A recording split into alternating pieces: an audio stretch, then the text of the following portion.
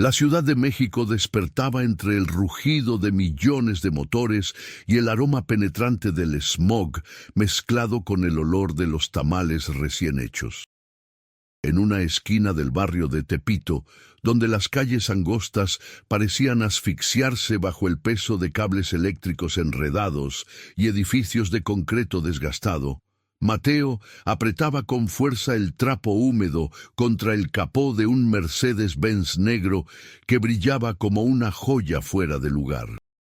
Tenía 12 años, manos pequeñas pero ásperas por el trabajo, y ojos oscuros que habían aprendido demasiado pronto a leer el peligro en las miradas de los adultos. El auto pertenecía a don Vicente Solís, un hombre cuyo nombre se susurraba con miedo en todo el barrio. Nadie decía abiertamente que era jefe de la mafia, pero todos lo sabían. Los comerciantes le pagaban protección, los policías desviaban la mirada cuando pasaba, y los jóvenes que trabajaban para él vestían cadenas de oro gruesas y botas vaqueras caras. Mateo había conseguido el trabajo de lavar el auto gracias a su tío Javier, quien manejaba uno de los negocios de empeño que servían de fachada para don Vicente. «Solo lava el carro y no hagas preguntas», le había advertido su tío con voz grave.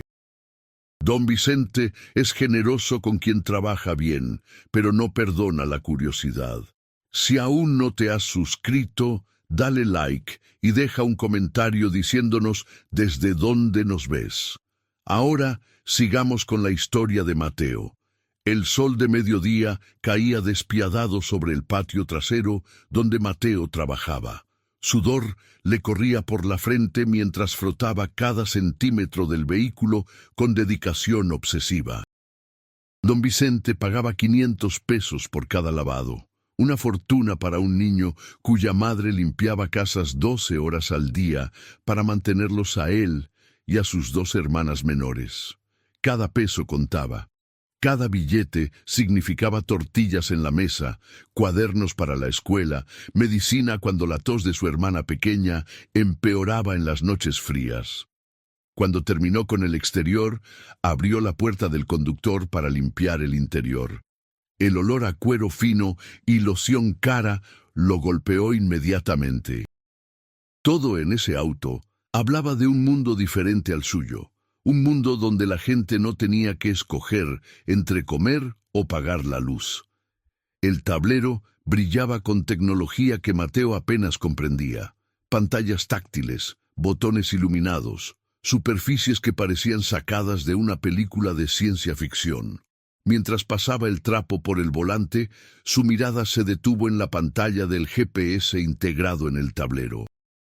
Estaba encendida. Cosa rara porque don Vicente siempre apagaba todo antes de dejar el auto. La pantalla mostraba un mapa con una ruta marcada en rojo brillante. Mateo se inclinó, curioso, a pesar de las advertencias de su tío. La ruta comenzaba desde Tepito y serpenteaba hacia el norte de la ciudad, atravesando colonias que él conocía solo de nombre: Tlalnepantla, Cuautitlán, hasta terminar en un punto marcado con una estrella roja en las afueras, cerca de Tepotzotlán. Lo que llamó su atención no fue solo la ruta, sino la fecha y hora programadas. 21 de octubre, 23 horas. Esa misma noche, y junto a la estrella había una nota en texto pequeño que decía: entrega final, contenedor 4B, Puerto Seco. Mateo sintió un escalofrío recorrerle la espalda. Había escuchado suficientes conversaciones susurradas en el barrio para saber que entrega significaba algo más que mercancía legal. Y final sonaba a algo definitivo, algo de lo que no se regresaba. Su mano tembló mientras limpiaba alrededor de la pantalla. Debía apagar eso, terminar su trabajo y olvidar lo que había visto. Pero algo en su interior le decía que aquella información era importante, peligrosa. ¿Por qué don Vicente habría dejado el GPS encendido? ¿Fue un descuido o una prueba? Los jefes como él no cometían errores tontos. La voz de su tío Javier lo sacó de sus pensamientos como un trueno. ¿Ya casi terminas, Mateo?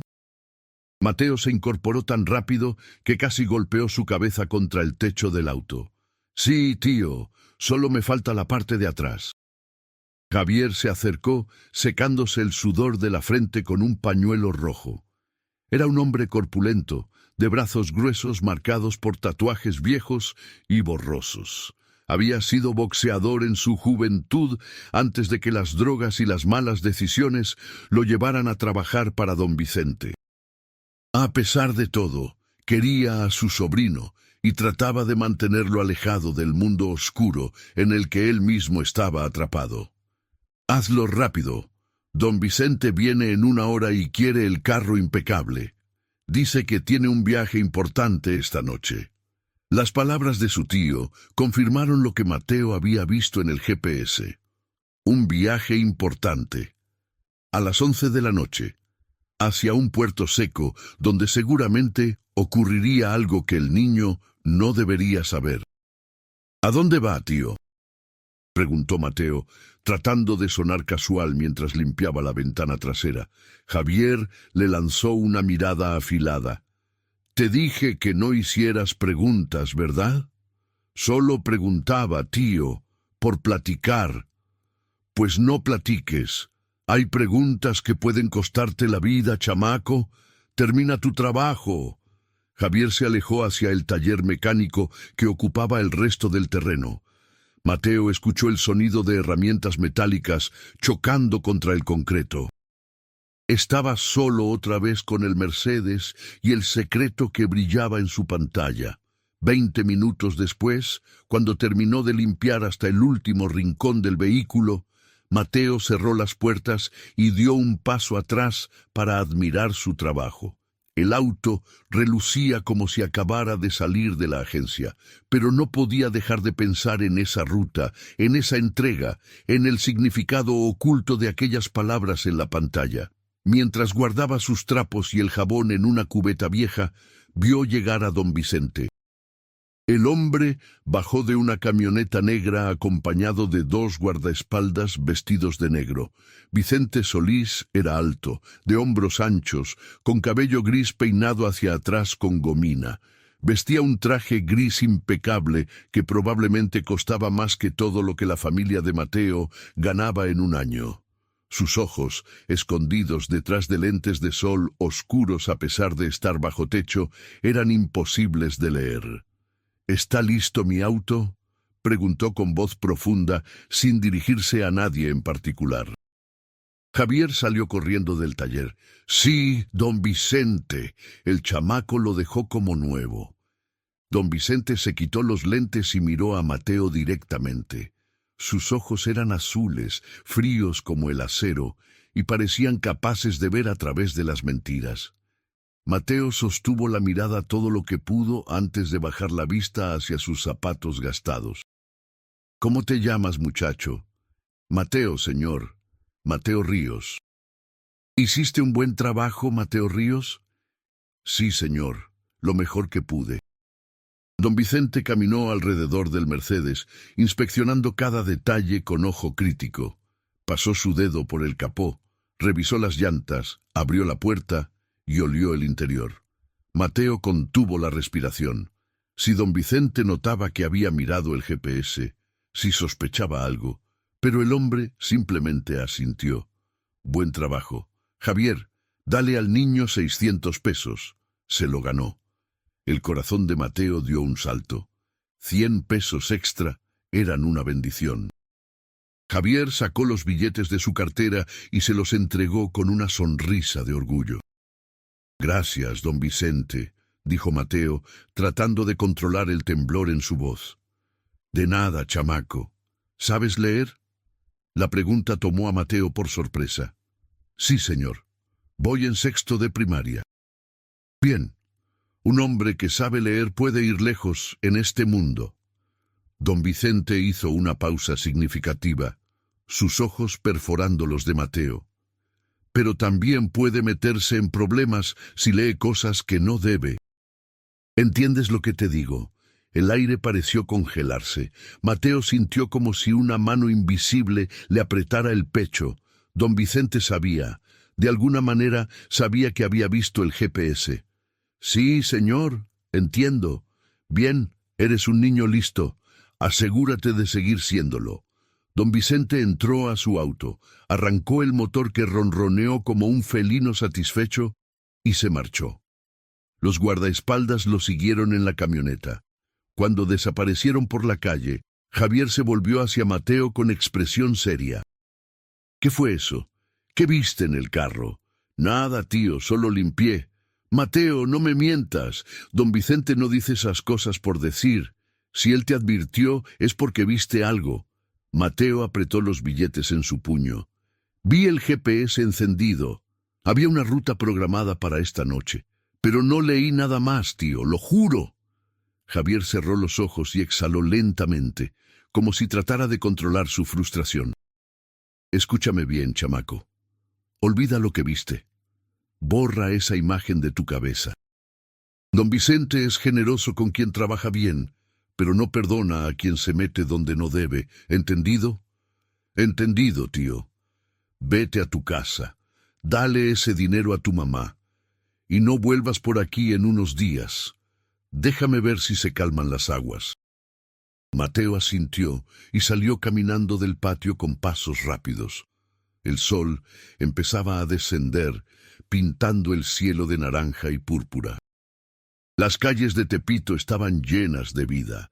Vendedores ambulantes gritaban ofertas, radios tocaban música a todo volumen, niños jugaban fútbol con una pelota desinflada. Todo parecía normal, pero Mateo sentía que algo había cambiado. Había cruzado una línea invisible. Llegó a su casa, un departamento pequeño, en un edificio de 3 pisos con paredes de concreto agrietadas y escaleras que crujían bajo el peso. Su madre, Lucía, estaba preparando la cena en la cocina minúscula. Era una mujer delgada, de rostro cansado pero hermoso, con manos que nunca dejaban de moverse. Cuando vio a Mateo, su expresión se iluminó. «¿Cómo te fue, mijo?» «Bien, mamá. Don Vicente me dio 600 pesos. Los ojos de Lucía se abrieron con sorpresa y alivio. «¿600? Ay, hijo, eres una bendición. Con esto podemos pagar la luz y comprar comida para toda la semana». Mateo le entregó el dinero, pero no pudo sonreír. Su madre notó su preocupación. «¿Qué pasa? ¿Te hicieron algo?» «No, mamá. Solo estoy cansado. Ven, siéntate, ya casi está la cena». Durante la cena, frijoles refritos, tortillas y un poco de queso, Mateo apenas habló. Sus 2 hermanas, Sofía de 9 años y Valeria de 6, charlaban animadamente sobre la escuela, pero él no podía concentrarse. Su mente seguía regresando a ese GPS, a esa ruta, a las palabras «entrega final» que brillaban como una advertencia. ¿Qué tipo de entrega requería que el jefe de la mafia fuera personalmente a medianoche? ¿Por qué había tanto secreto? Después de la cena, Mateo se acostó en el colchón, que compartía con sus hermanas en el único cuarto de la casa. Las niñas se durmieron rápidamente, pero él permaneció despierto, mirando el techo manchado por la humedad. La luz de la calle entraba por la ventana, sin cortina, proyectando sombras que parecían moverse con vida propia. A las 10 de la noche, cuando su madre también se había dormido, Mateo tomó una decisión que sabía era estúpida, peligrosa, posiblemente mortal, pero algo dentro de él, una mezcla de curiosidad y presentimiento, lo empujaba a actuar. Se levantó con cuidado, se puso sus tenis más silenciosos y salió del departamento sin hacer ruido.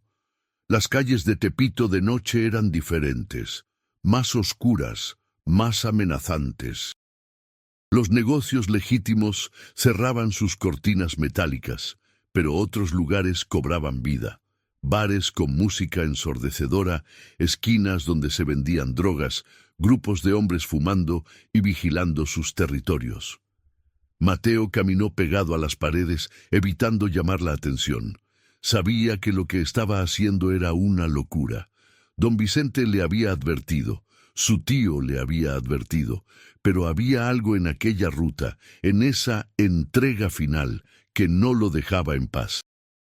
Tal vez era el instinto que había heredado de su padre, un periodista que había muerto años atrás, investigando precisamente a gente como don Vicente. Su madre nunca hablaba de eso, pero Mateo había encontrado viejos artículos guardados en una caja. Corrupción policial vinculada al crimen organizado, desapariciones en la Ciudad de México, el silencio de las autoridades ante la violencia. Su padre había sido valiente, había buscado la verdad y había pagado el precio. Mateo llegó a la avenida principal donde podía tomar un pecero hacia el norte. Tenía 50 pesos en su bolsillo, dinero que había apartado de sus propinas anteriores. Subió al primer autobús que iba hacia Tlalnepantla, sentándose al fondo entre trabajadores nocturnos y vendedores ambulantes que regresaban tarde a casa. El viaje fue largo. El autobús avanzaba lentamente por el tráfico nocturno de la ciudad, deteniéndose cada pocas cuadras para recoger o dejar pasajeros. Mateo miraba por la ventana las luces de neón, los restaurantes de tacos, las gasolineras brillantes. La ciudad era inmensa, interminable. ¿Qué estaba haciendo? ¿Cómo pensaba encontrar a don Vicente en algún puerto seco en medio de la nada? Pero recordó la ruta del GPS. Había memorizado los nombres: Tlalnepantla, Cuautitlán, la carretera federal hacia Tepotzotlán. Si tenía suerte podría llegar antes que don Vicente y ver qué estaba pasando sin ser descubierto.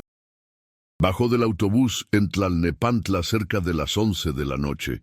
El aire era más frío ahí, menos contaminado. Le preguntó a un taxista cómo llegar a los puertos secos cerca de Tepotzotlán, diciendo que su padre trabajaba ahí y se había olvidado su lonchera. El hombre, un señor mayor con bigote canoso, lo miró con desconfianza, pero finalmente le dio indicaciones. «Está como a media hora de aquí, chamaco.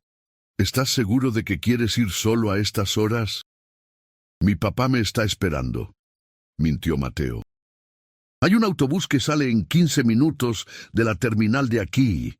Te lleva hasta la carretera federal. De ahí tendrás que caminar como 20 minutos. Mateo agradeció y corrió hacia la terminal. Gastó sus últimos 20 pesos en el boleto. El autobús era viejo, con asientos rotos y ventanas que no cerraban bien. Había solo 3 pasajeros más: un hombre dormido al frente, una señora con bolsas de mandado y un joven con audífonos. El motor tosió antes de arrancar, llenando el aire de humo negro. Durante el trayecto Mateo comenzó a dudar de su decisión. ¿Qué haría si encontraba a don Vicente? ¿Qué esperaba ver? Y lo más importante, ¿cómo regresaría a casa? No tenía más dinero. Tendría que caminar, hacer autostop, arriesgarse, pero ya era demasiado tarde para arrepentirse. El autobús lo dejó en un tramo oscuro de la carretera federal. A lo lejos se veían las luces de alguna fábrica o bodega. El conductor le señaló hacia la izquierda. «Por allá están los puertos secos». «Ten cuidado, chamaco. No es lugar para niños a esta hora». Mateo asintió y bajó. El autobús se alejó dejándolo solo en medio de la oscuridad. El único sonido era el viento silbando entre los árboles y el ruido distante de camiones en la carretera. Se ajustó su chamarra delgada y comenzó a caminar en la dirección indicada. El camino de terracería estaba lleno de baches y piedras. Tropezó varias veces, casi cayendo. No había alumbrado público, solo la luz débil de la luna creciente. A medida que avanzaba, empezó a distinguir estructuras grandes en la distancia: contenedores de carga apilados, grúas metálicas, vallas de alambre de púas. Un puerto seco, efectivamente. Uno de esos lugares donde se almacenaban contenedores de importación y exportación antes de ser enviados a sus destinos finales. Se acercó con cautela, agachándose detrás de arbustos y montones de tierra. El lugar estaba parcialmente iluminado por reflectores potentes que creaban círculos de luz amarilla contra la oscuridad. Había guardias de seguridad, al menos 3 que podía ver, vestidos con uniformes y portando linternas. Patrullaban el perímetro con paso aburrido, como si esta fuera una noche más de vigilancia rutinaria. Mateo encontró un punto donde la valla tenía un agujero, probablemente hecho por ladrones o trabajadores que querían un atajo. Se arrastró a través de él, sintiendo el metal oxidado raspar su chamarra. Una vez dentro, corrió agachado entre las sombras, ocultándose detrás de contenedores gigantes que olían a óxido y salitre. El corazón le latía tan fuerte que temía que alguien pudiera escucharlo. Revisó su reloj de pulsera barato. 11:45 p.m. Si don Vicente venía a las 11, ya debería estar aquí. A menos que Mateo hubiera llegado primero, lo cual era posible considerando que él había tomado rutas más directas, mientras que don Vicente probablemente había parado en algún lugar antes. Se movió con cuidado entre los contenedores, buscando el número 4B. Los contenedores estaban organizados en filas con números pintados en grande, 1A, 1B, 2A, 2B. Siguió avanzando hasta que finalmente vio el 4B al fondo del complejo, apartado de los demás, en una zona menos iluminada. Había un contenedor rojo oxidado con las puertas cerradas con candados industriales. Junto a él había una camioneta gris sin placas. Mateo se ocultó detrás de un contenedor adyacente y esperó. No tuvo que esperar mucho. 5 minutos después, escuchó el sonido de motores acercándose. El Mercedes negro de don Vicente entró al complejo seguido de 2 camionetas más. Los vehículos se detuvieron cerca del contenedor 4B. Las puertas se abrieron y bajaron don Vicente y 6 hombres armados. Llevaban rifles de asalto colgados al hombro con la naturalidad de quien carga una herramienta de trabajo. Mateo se encogió más contra el metal frío del contenedor donde se escondía. Desde su posición podía ver todo, pero no escuchar con claridad. Don Vicente sacó su teléfono y hizo una llamada breve. Minutos después, llegó otro vehículo, una camioneta blanca con el logo de una empresa de seguridad. Bajaron 3 hombres más, uno de ellos vestido con traje, diferente a los guardaespaldas. Parecía nervioso, limpiándose el sudor de la frente constantemente. Don Vicente se acercó a él y comenzaron a hablar.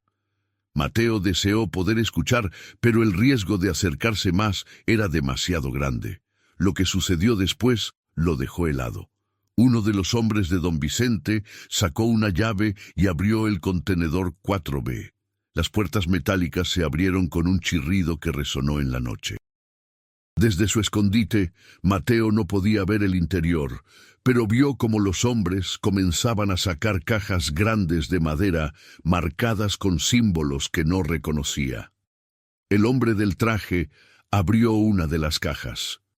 Incluso a la distancia, Mateo pudo ver el brillo metálico de armas.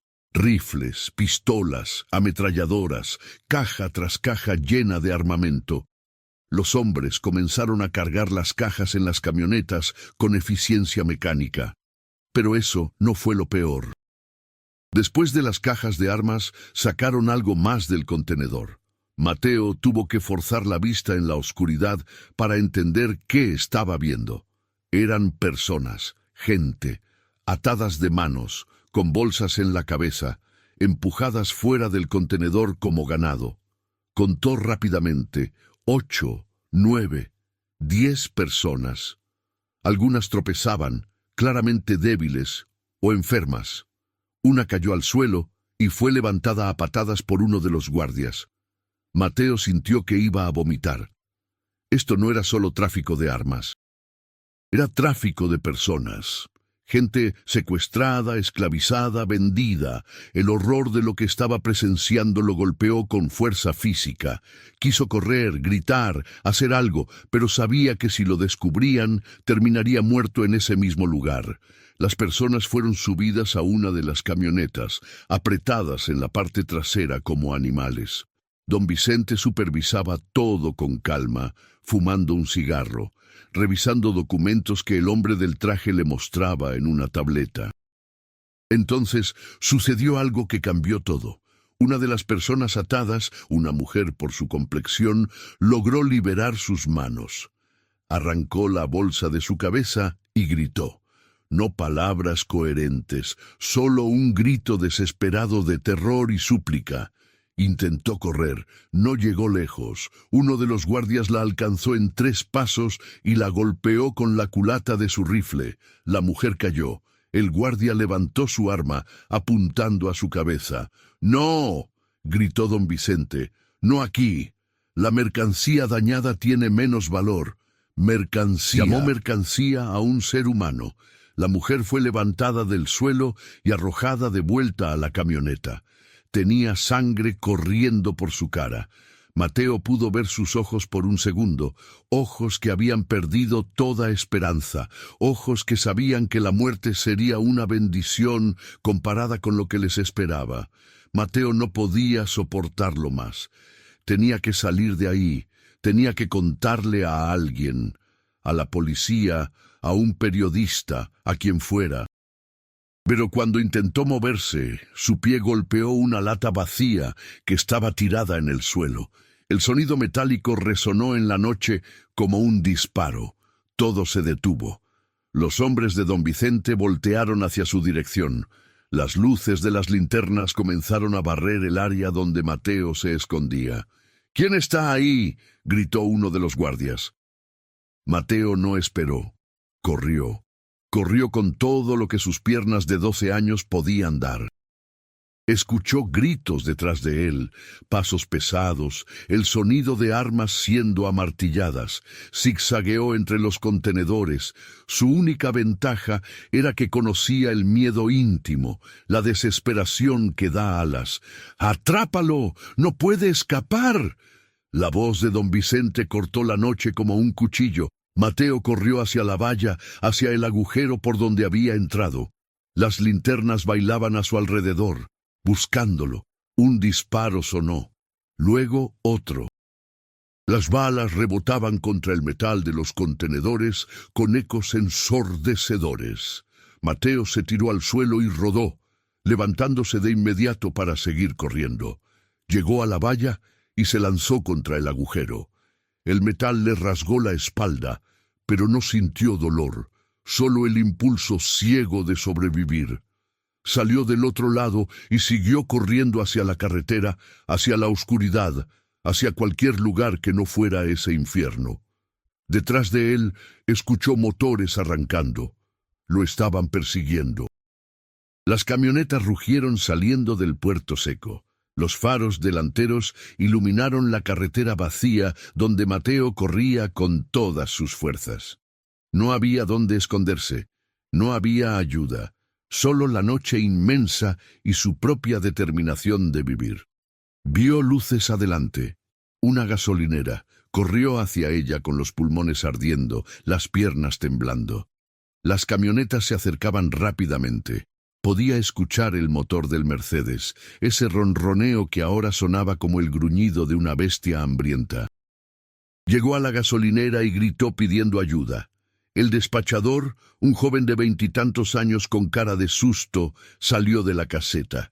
«¡Ayúdame! ¡Me persiguen! ¡Llama a la policía!». El joven miró las camionetas que se aproximaban y palideció. Conocía esos vehículos, conocía lo que significaban. Tomó a Mateo del brazo y lo jaló hacia adentro de la caseta, bajando las cortinas metálicas de seguridad. «Agáchate y cállate», susurró con voz temblorosa. «Si te ven conmigo, nos matan a los dos». Las camionetas llegaron a la gasolinera con un frenazo violento. Mateo escuchó puertas abriéndose, pasos pesados, voces dando órdenes. Desde donde estaba agachado, podía ver a través de una rendija en la cortina metálica. Los hombres armados revisaban los alrededores, mirando detrás de los contenedores de basura, inspeccionando los baños públicos. Don Vicente bajó de su Mercedes. Caminó directamente hacia la caseta y golpeó la cortina metálica con el puño. «Abre. Sé que estás ahí dentro». El despachador le lanzó una mirada desesperada a Mateo y luego, con manos temblorosas, comenzó a subir la cortina. No había elección. Resistirse significaba la muerte. Mateo vio un ducto de ventilación en el techo de la caseta. Sin pensar, saltó sobre el mostrador, empujando al despachador que cayó al suelo con un grito. Mateo trepó por los estantes llenos de cigarros y dulces, alcanzando el ducto. Sus dedos apenas lograron asirse del borde metálico. La cortina se abrió completamente. Don Vicente entró con 2 de sus hombres. Vio a Mateo colgando del ducto luchando por subir. «¡Bájalo!», ordenó con voz calmada, casi aburrida. Uno de los guardias apuntó su rifle hacia Mateo. El niño cerró los ojos, esperando el disparo que terminaría todo. Pero en cambio, escuchó el sonido de sirenas a lo lejos. La policía. Alguien había llamado a la policía. Don Vicente maldijo entre dientes. «Nos vamos, ya lo encontraremos después». Miró directamente a Mateo. «Te conozco, chamaco. Sé dónde vives. Sé dónde vive tu madre, tus hermanas. No hay lugar donde puedas esconderte. Lo que viste esta noche se queda entre tú y yo, ¿entiendes? Si hablas, no solo tú mueres, toda tu familia desaparece. ¿Está claro?» Mateo, colgando todavía del ducto, asintió con la cabeza. Las lágrimas corrían por sus mejillas, pero no de miedo, sino de rabia e impotencia. Don Vicente y sus hombres se marcharon justo cuando las patrullas llegaban a la gasolinera. Mateo se dejó caer del ducto, aterrizando con dolor en el suelo de la caseta. El despachador lo miraba con una mezcla de lástima y resentimiento.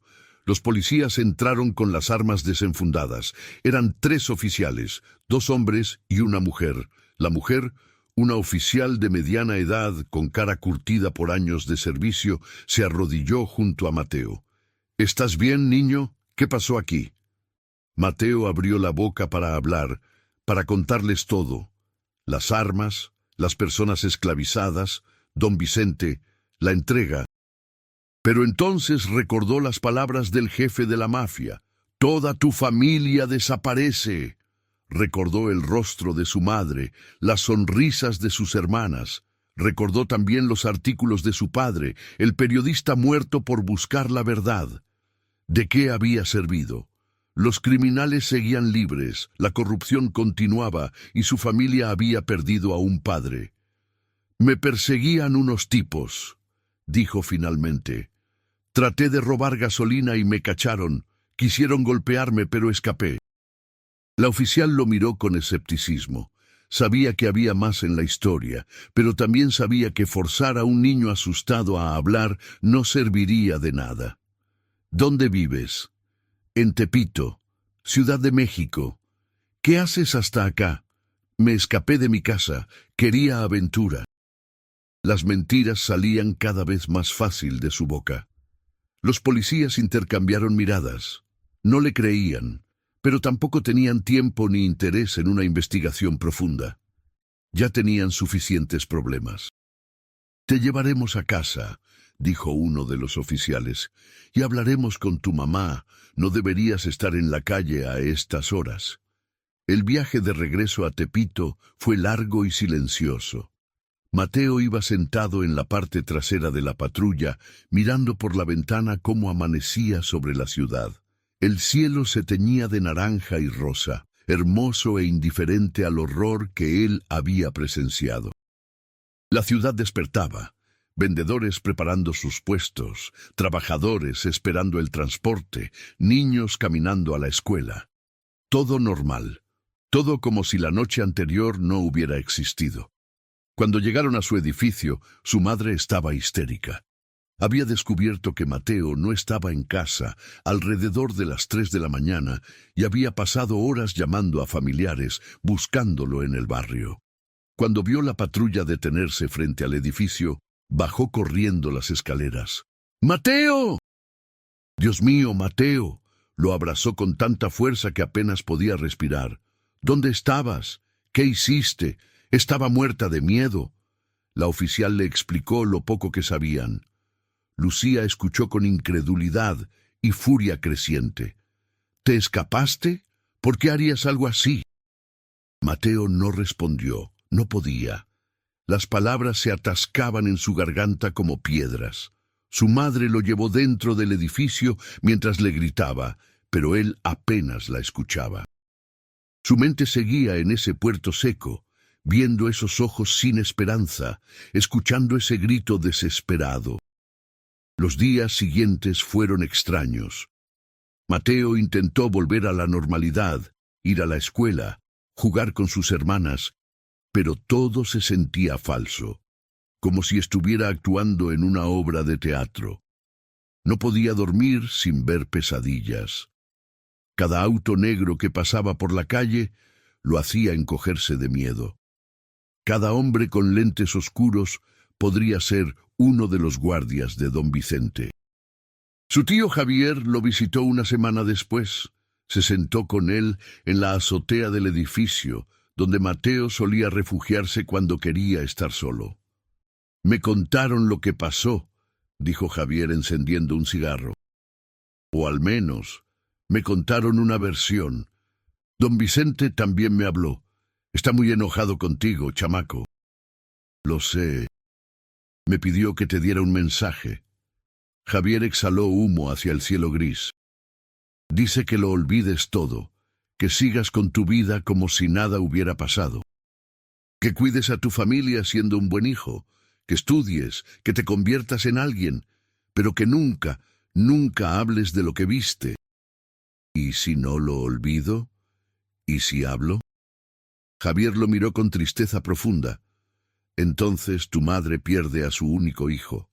Tus hermanas pierden a su hermano, y yo pierdo a mi sobrino. Don Vicente no hace amenazas vacías, Mateo. Tú lo sabes». «Pero lo que vi, tío...» Las lágrimas comenzaron a correr por las mejillas de Mateo. Había gente real, personas como nosotros. Las tenían atadas, golpeadas, las vendían como si fueran cosas. ¿Cómo puedo olvidar eso? ¿Cómo puedo vivir sabiendo que eso está pasando? Javier aplastó su cigarro contra el concreto.